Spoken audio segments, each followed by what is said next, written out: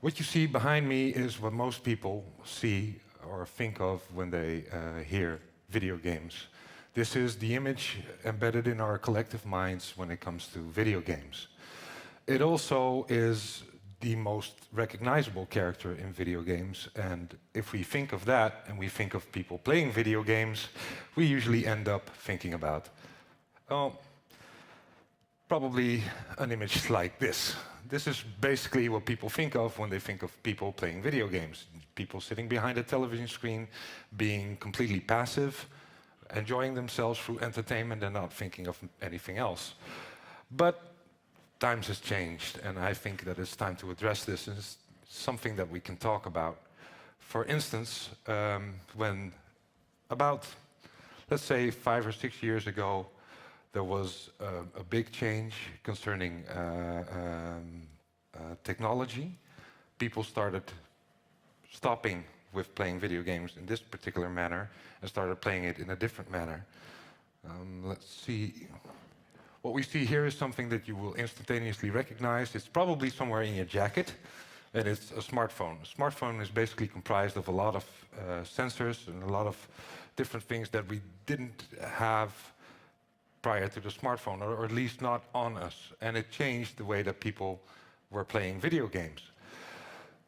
What happened basically was that with the arrival of the smartphone, the video game audience grew instantaneous.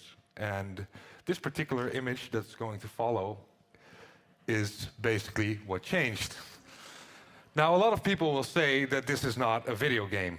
The hardcore game players that hang behind their Xboxes and their PlayStations will say it's not a video game, but actually it is. And I think that a lot of people out here in the audience have either played this or they know people that played it.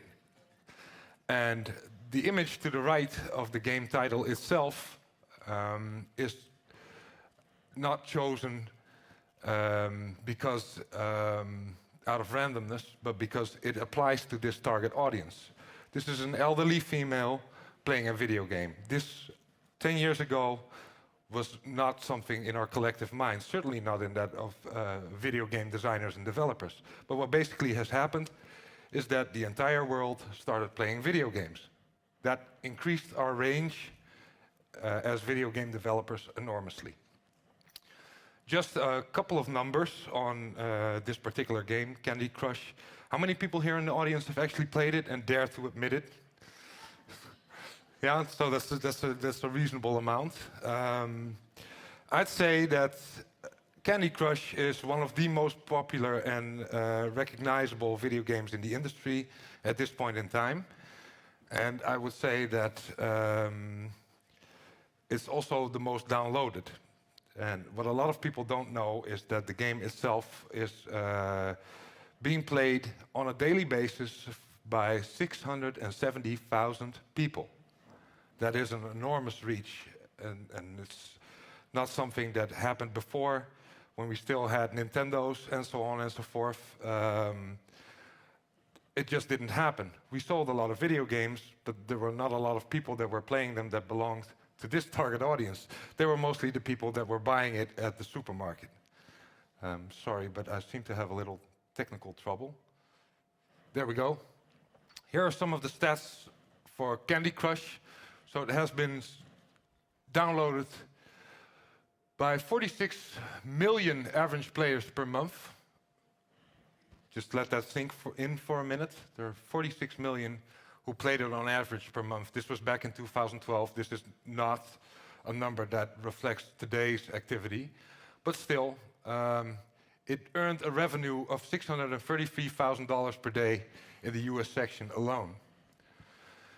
And in November 2013, the game had been installed 500 million times across Facebook and iOS and Android devices, and it has over 75.5 million likes. And you probably, anybody who has Facebook here, probably had someone in their network asking them, could you please play Candy Crush with me? This is the very reason, but it's an entirely different target audience from what we know. Same thing goes for Farmville. Farmville is also incredibly popular, and it's, by the standards of today, it's a video game like any other. And it also attracts a female audience instead of just the hardcore gamers. The first picture that I showed you, where it was just kids hanging in their lounge chairs with a joypad. So we can meet a lot of people online and we can play video games together, and that does a lot of different things. But there are different categories to video games.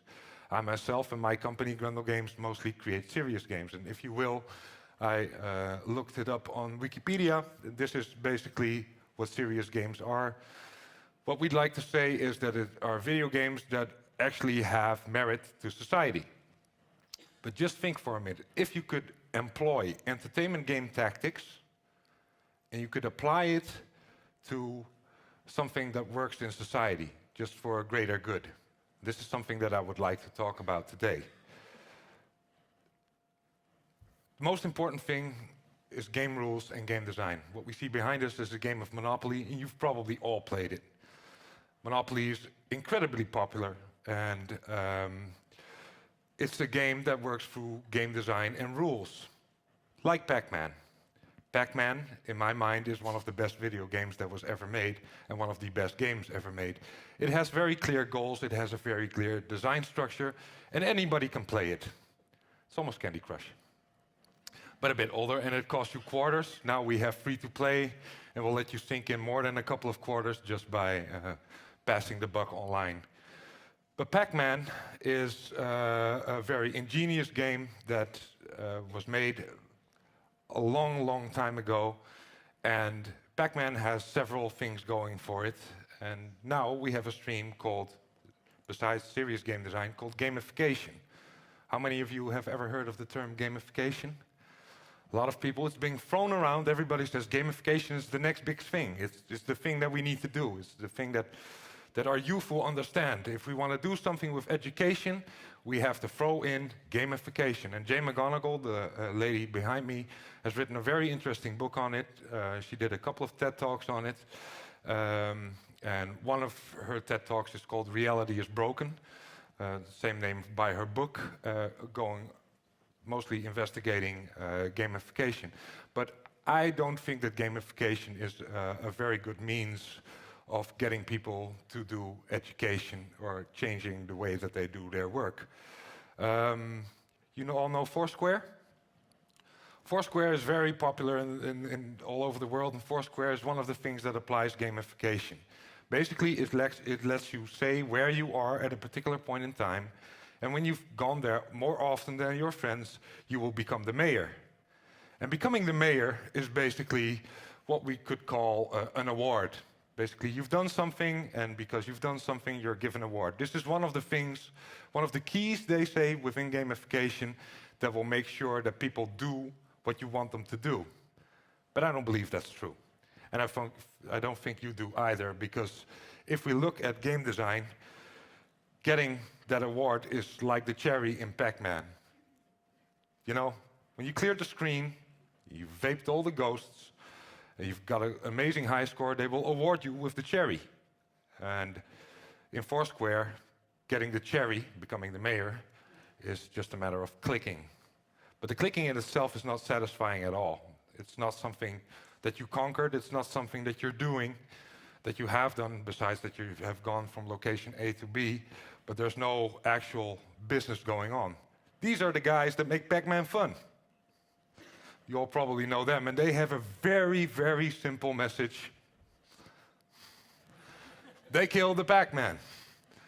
If you clear the screen, you can actually get an award, and if you've done it well, you've eluded the ghosts, and you've taken all the dust, you've got a high score, and you're moving on to the next screen. You actually have done something. You have accomplished an achievement.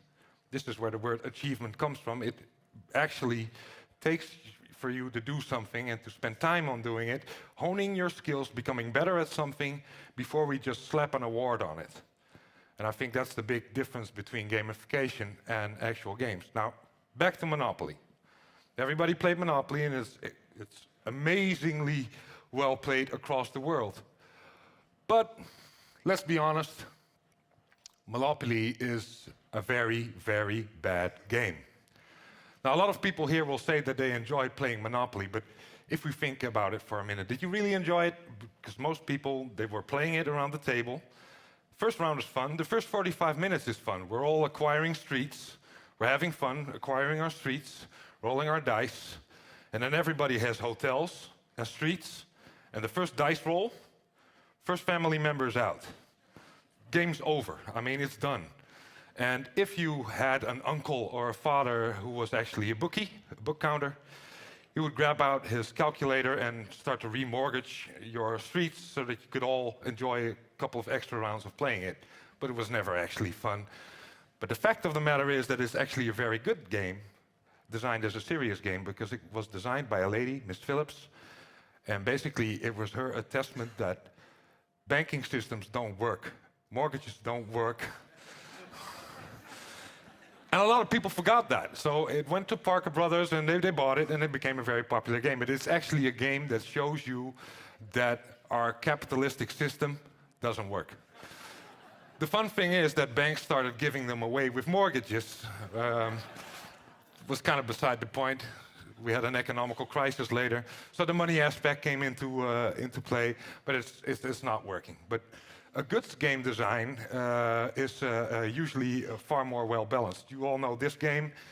In England and in the United States, across the pond, basically they call it the games people play. And the good thing about games people play is that it's very well balanced. Even though you're losing on the board, your pawn has been thrown off 3 or 4 times, you still get lucky with the dice rolls. You can still clear out your father after he cleared you out, which causes for a lot of fun. And that's basically because the game is very well balanced. Monopoly is not balanced at all. At a purpose, like we just learned, but still, there's no balance. So what we need to do is we need to think about how you can intrinsically motivate people. And that's basically the carrot that we're dangling in front of them, instead of the stick where we're forcing them to learn something. So if you really want to apply something, you have to make them work for it still. Because everything that comes for free is worth nothing at all. Something that we learned in society, pay peanuts, get monkeys. Same thing applies to games as well. So this is the problem that I encounter when I look at gamification. So when you look at the heart of how serious games are designed, the most important thing is in the lower left. It's the game design bit. Sure, we have the theory, we have content, you can make video games for any purpose, but video games are never a solution for anything. They can't be. They can only help in certain stages and for certain things. But the most important thing is that you apply fun. And applying fun takes skill in thinking about how rules are made. What rules are there and how easy are they to follow? Is there a competence factor? And is there a luck factor that is applied? And a good balance between those things make a very good game. So if we know those things, we need to think about cross-pollination. Basically about merging, making hybrid things, hybrid projects that tell us how we can basically do things differently. I have a couple of examples because it's kind of an abstract concept to think of. But if you use cross-pollination and you basically stroll from the beaten path, which is something that I find very important, you can basically think of new concepts and new projects that merge all these things, all these different systems, and comes up with new systems that we can actually use and that can actually become a market in today's day and age, especially when you think of those target audiences that we illustrated before. So the elderly lady that's playing Candy Crush can now also be reached by building these kinds of things. So I have a couple of examples. This is a game that we built at the company. It's called Oath of the Griffin, Songs of Elstrin, and it's a game that was developed specifically for children that have acquired brain damage. So these are children that either have had a tragical car accident, traffic accident, or they might have had a tumor that they were operated on, and they have problems with their balance. Now, it's incredibly hard to get them to train something in a nice manner. So what we basically built was a video game that looks like a proper video game that allows for your body to move and to do registrations for a physiotherapist. So you can train at home, and the physiotherapist at home can see what you're actually doing. So that's a different kind of project where we merge all those different things. If we look at Underground, it's a project that we've done together with a hospital. Basically what that does, it takes the controls of keyhole surgery, which is incredibly hard to master, which is very expensive to train on very expensive simulators. We took all that, put it in a Nintendo Wii, made a game out of it, made a controller with that for that particular Nintendo that will allow you to train these things basically at home on a television, which is incredibly inexpensive. Now, if we look at basically the Internet of Things, the thing that everybody's talking about, we have all these systems, we have these phones, we have these sensors that we can connect. What are we going to do with them? This is the system one of the systems that we apply now, the smart meters, the Internet of Things. We connect our phones to everything, to our refrigerators, to our housing system, to our cooling, to our water supplies. Will that effectively change the way that we work with it? I'd say no. And the reason why not, because we're not intrinsically motivated, because there are no rules attached to it. So what we did, and this is just one example, but I think we should all do it. This is the city of Leeuwarden. We're doing a project with the regional water company where 2 different neighborhoods are basically working together and competing with each other to make sure that they can drop the peak level load on the water network. Now, this is very important. In the Netherlands, it's not so much of a problem, but in the rest of the world where there are droughts, this is a major issue.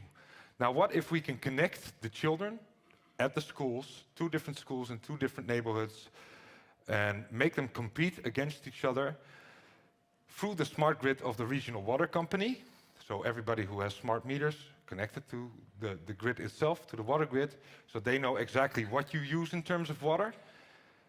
And the meter can tell you, but the meter telling you is not going to change anything. So basically what we did is we connected a game to it, and that particular game makes the kids look after small creatures, small pets that are suffering from the water that keeps rushing in at the same moment every day. So in the morning when we're all taking a shower at the same moment, in the evening when we're all doing our dishes,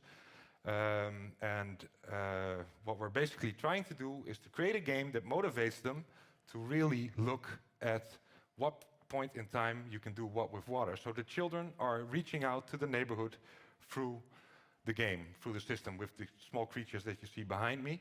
That actually sends a message to the people in the neighborhood. The people in the neighborhood are then corresponding by taking action, washing at the appropriate times, saving a lot of money.